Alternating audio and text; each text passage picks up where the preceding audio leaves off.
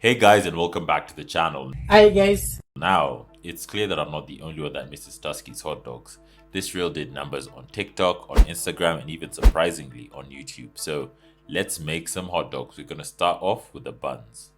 Now, my bun recipe is inspired by Joshua Weissman's hot dog bun recipe. The link will be in the description if you want to go check it out and follow it word for word. Start by combining whole milk and water. Heat those up to around 35 degrees Celsius. Grab your mixing bowl and measure in 3.5 cups or 525 grams of bread flour. You're also gonna add in 1.5 tablespoons or 7 grams of salt. Next, I measured in 2.5 tablespoons or 35 grams of softened butter for incorporation into the dough. Add in your 9 grams of instant yeast as well as 1 tablespoon of granulated sugar to the milk and water mixture. Once well stirred, mix in the milk yeast mixture into your dry ingredients. Make sure to get every last drop of it.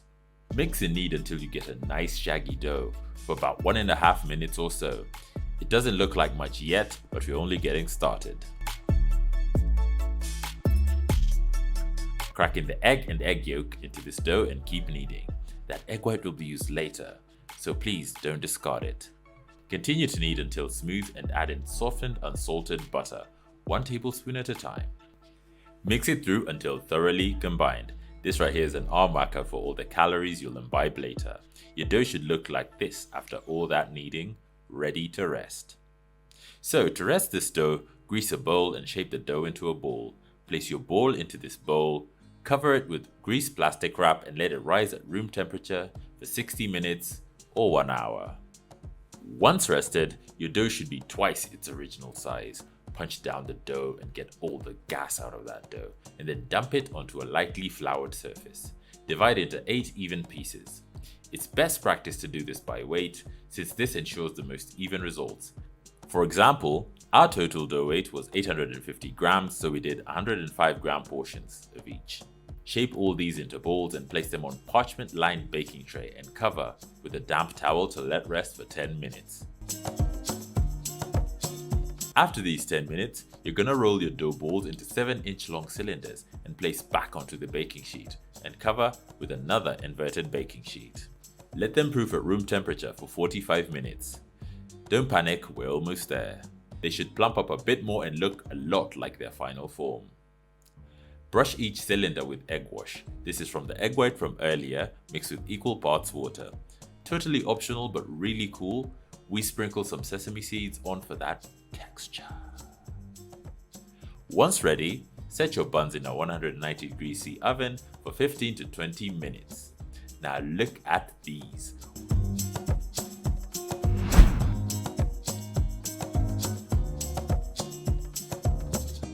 We're almost done, but the piece de resistance is brushing melted butter on these to get them as glossy as Burner Boy on Yawade. Jokes aside, it's time to make our boerewors. I get mine from the Farmer's Choice Depot in Kasarani. This is not an ad, but I believe Carrefour also do sell some in the meat section. You want to fry them slow to get the center fully cooked. I did these for 5 minutes before adding in white onions. Red onions are also really great for this, but you just have to cook them a tad longer to get the same amount of sweetness.